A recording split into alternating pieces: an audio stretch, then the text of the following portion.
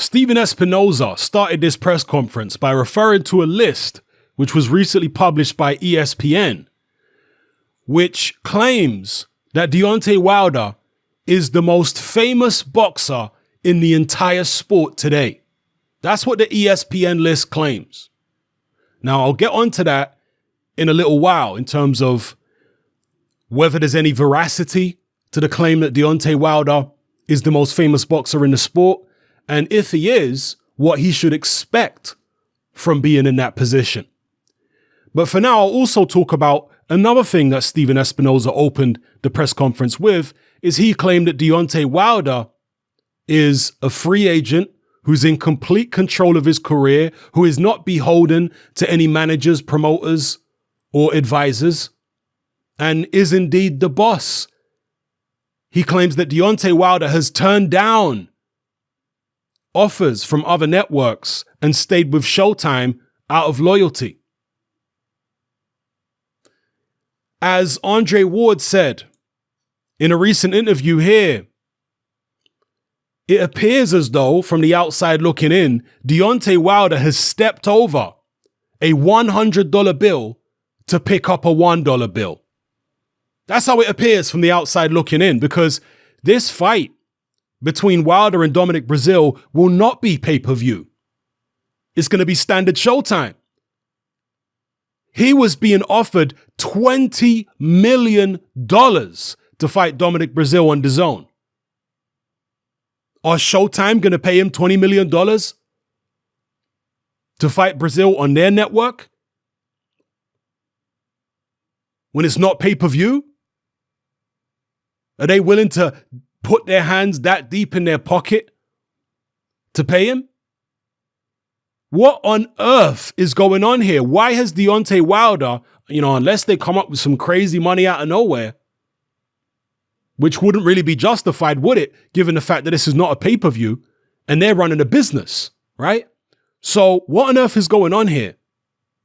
That's the question we have to ask ourselves. Has Deontay Wilder just stepped over a $100 bill to pick up $1? And if so, why? For me, there's only two logical possibilities.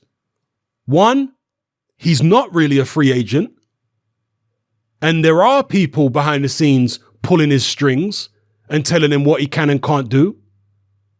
That's one logical possibility. And the other logical possibility is that Deontay Wilder is one of the most foolish fighters when it comes to business in the entire sport of boxing. I don't see any other plausible explanations on the table. He's either got other people pulling his strings or he's unbelievably foolish. Why else would you turn down, as I keep referring to Andre Ward, why would you step over a $100 bill to pick up $1? Why would you do that? Where they do that at, Deontay? That's language he would understand. Where they do that at? Who steps over a $100 bill to pick up $1? Again, we don't know for certain what Deontay Wilder's purse is going to be. So we do have to wait and find out. But how many of you think it's likely that they're going to match what DAZN were offering him for the Dominic Breazeale fight? $20 million. How many people think they're going to match that? Now, Stephen Espinoza also talked about Wilder not getting tied in to a free fight deal with Anthony Joshua. Well, what difference does it make? Because if he fights Joshua, it's going to be a 2-fight deal anyway, isn't it? Joshua's already made Deontay Wilder 2-fight offer deals with a 2-way rematch clause.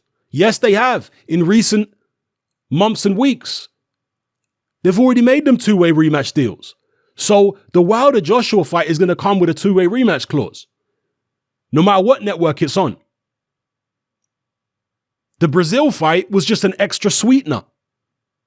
So it's only 1 fight extra to what Deontay Wilder would have to sign up for anyway. And even then, it's only potentially 3 fights. It's not guaranteed 3 fights because the rematch is a rematch clause. It doesn't necessarily mean a rematch will happen. If the first fight ends conclusively, and the loser doesn't fancy it in the immediate future, then there may not be a rematch. You see, the biggest issue for me here is not Deontay Wilder going his separate way, turning down career high money to face Dominic Breazeale. Think about it, people. He would have earned more fighting Dominic Breazeale on DAZN than he made against Tyson Fury on Showtime pay-per-view. Facts. I mean, he would have earned more against Dominic Breazeale on DAZN than him and Fury earned combined. How about that? And he turned that down. But that's one thing, making a business decision. He's got people pulling his string. That's what I suspect. Deontay Wilder is a very, very foolish man. I don't think he's very bright at all. He's a hillbilly. Listen to the way he talks at the press conferences. Huh? With his Steven Seagal whispering voice. You know, nobody's intimidated by Deontay Wilder. Breazeale's not intimidated. None of these guys that Wilder fights are intimidated. Ortiz wasn't intimidated. Fury wasn't. Nobody's intimidated. You know why? Because he comes across as so goofy and ridiculous with his hillbilly English and his theatrics, his cringeworthy theatrics, that even though this guy is a tremendous puncher and they really should be intimidated, right? They're not, because he comes across as so damn goofy and such a hillbilly that inside they're actually laughing at the stuff this guy's saying and the way he's coming across. All melodramatic, whispering like Steven Seagal. Ridiculous. But my biggest issue with Deontay Wilder in this situation is the outrageous hypocrisy that him, his team, and his fans are displaying. Because they ridiculed Anthony Joshua for this mythical $50 million deal that he supposedly turned down, when we now find out that BT were the ones putting the money up and they were trying to get the fight on BT. Anthony Joshua can't fight on BT. He's got an exclusive deal with Sky. And they had a 24-hour deadline and whatever. But they gave Anthony Joshua so much grief over that situation. Deontay Wilder and his fans calling Anthony Joshua a coward, saying that he didn't want to fight. Well, here we are. And he's been offered $100 million to fight Anthony Joshua, plus the Breazeale fight, not by Eddie Hearn, no, by John Skipper, the head honcho at DAZN. So it's a very, very real offer. The network itself, this ain't Eddie Hearn. If you don't believe Eddie Hearn, if you think Eddie Hearn is full of it, whatever. John Skipper, the head honcho at the DAZN network, you know, proposed the offer to Wilder and his team himself. And Wilder and his team turned it down. A real offer to fight AJ. So what, is Wilder a coward now that he's turned all that money down? A real offer from the head honcho of the network to fight Anthony Joshua? Is Wilder the coward now? He can't call Joshua a coward now. John Skipper on behalf of Joshua has made Wilder a fantastic offer. Wilder's turned it down. Huh? How about that? Who's the coward now? You really should watch what comes out your mouth, because it can come back to bite you in the butt. And it certainly has done on this occasion for Deontay Wilder. The guy has talked so much rubbish. I mean, how could it not come back and bite him on the butt? But, you know, Deontay Wilder, as I keep saying, tremendous fighter, dangerous. The most lethal one-punch knockout artist in the division. But at the business table, in the boardroom, this guy is clueless. And he's such an emotional character. He's so easy for the people in the background, the Heymans and the Finkles, etc. He's so easy for them to manipulate. So he might be actually that foolish to believe that he's in control of his own career. He might be that foolish. But I don't think he is in control. I think the Finkles, the Espinosas, the Heymans, these people are in control. And if they're not, and if Wilder really is the head honcho, as I said in the beginning, he must be one of the most foolish fighters in all of boxing to turn down all that money, to step over $100 to pick up one. Madness. That's what that is, people. And again, you saw Dominic Breazeale's demeanor. You saw what Dominic Breazeale said at his press conference. He wasn't impressed. All that acting by Wilder is not going to intimidate Dominic Breazeale. Dominic Breazeale is a warrior. You know, Wilder's all caught up in this image, the Bronze Bomber image, this persona that he puts on. The most bizarre thing about it is Wilder seems to believe in this persona so much that he thinks that he's intimidating these opponents by putting this persona on. He's not. He's only intimidating them in his own imagination. These guys are looking at him like, you're a clown. And that's how he comes across to most reasonable people. Wilder comes across as a clown. As I keep saying, he's a tremendous fighter. I'm not dissing him as a fighter. He's a very, very good fighter, very dangerous. But as a person, when it comes to business, oh man, you couldn't find a fighter who's more clueless than Deontay Wilder. Dear, oh dear, oh dear. And nobody can come to my channel or go to any other channel for that matter and be talking about Anthony Joshua's a coward, he don't want to fight. Nobody can be doing that with any kind of credibility anymore. And those people running around claiming that AJ was a coward, they've proven themselves to be fools themselves. Yeah, they're all fools. Why would Anthony Joshua be making Deontay Wilder this kind of offer, or John Skipper on behalf of AJ be making Wilder this kind of offer if he's a coward? Huh? That's almost a offer that's too good to refuse. But he did refuse it.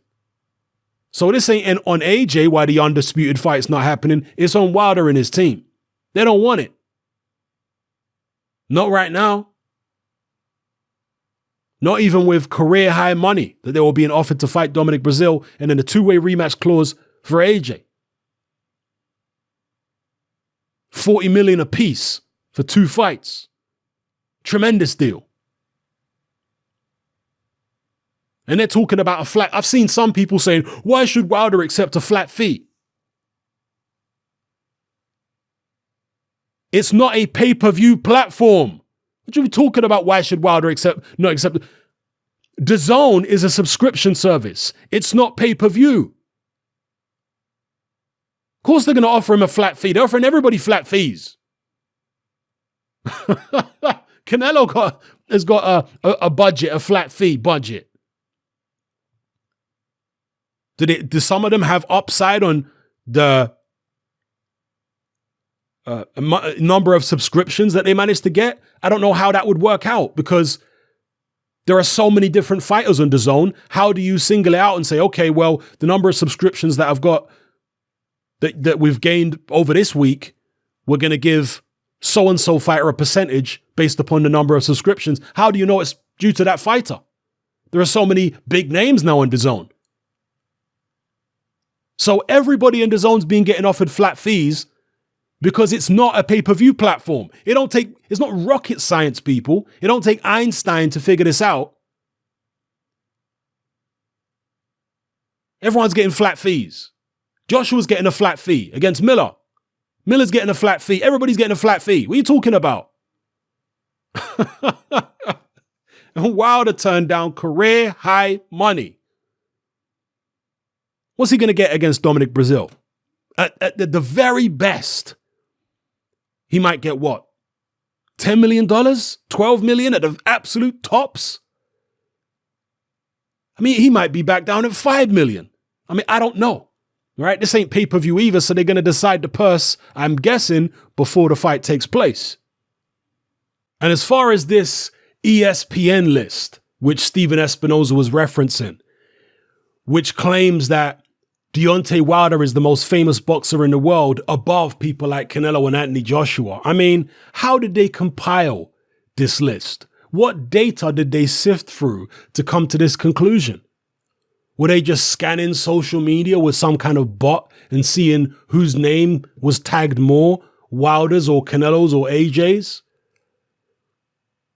I mean, maybe they put bots out there to mention Wilder's name more than the other guys, or maybe it's a case of the same people mentioning Wilder over and over again and artificially inflating the number of times his name is mentioned online. How are they coming to the conclusion? How are they measuring Deontay Wilder's fame? But at the end of the day, even if he is legitimately more famous and more people know him than Canelo and Anthony Joshua, which I doubt personally, but even if it was the case, it doesn't mean a damn thing unless it's equating to him earning more money than those other guys. Because in boxing, your market value is based upon how many people are willing to pay to watch you fight. And right now, there are far more people who are willing to pay to watch Canelo fight and are willing to pay to watch Anthony Joshua fight than there is willing to pay to watch Wilder fight. Facts. That's why those guys get paid way more than Deontay Wilder. So your little list, Stephen Espinoza, you can run along with that. How much are you, Showtime boss, going to pay Deontay Wilder for Dominic Brazil? Are you going to match the 20 million that DAZN were willing to pay him? We know you're certainly not going to match Anthony Joshua's purses for Deontay Wilder against Dominic Brazil. You know, DAZN were willing to massively overpay Deontay Wilder just to get the undisputed fight. Massively overpay him. That's how desperate they were for that fight to happen. That's how, well, in truth, that's how desperate not only DAZN were for that fight to happen, but AJ and Hearn was so desperate for that unification, the one face, one name, which Deontay Wilder's been standing on, but the moment he gets it, not even from AJ, but from John Skipper, the network boss, the moment he gets that opportunity, turns it down. Joke business. Dear, oh dear, oh dear. Let me know what you guys think about this in the comment section below. Do not ever come to my channel talking about Anthony Joshua's a coward and he don't want this fight. Huh?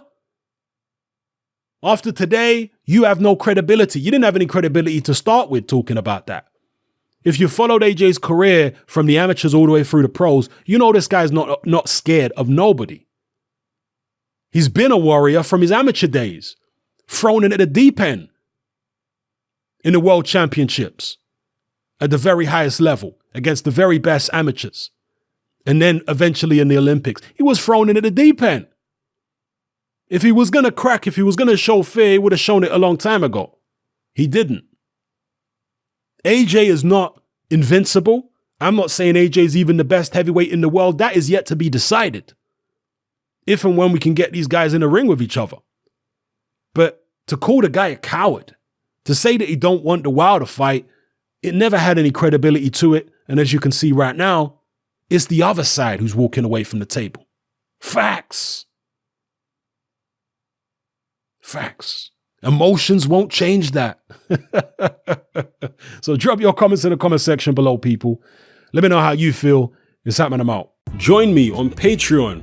I upload a minimum of 2 podcasts every single week, covering a wide variety of controversial topics, as well as live stream Q&A sessions. Take a look on screen right now at some of the podcasts I've produced so far.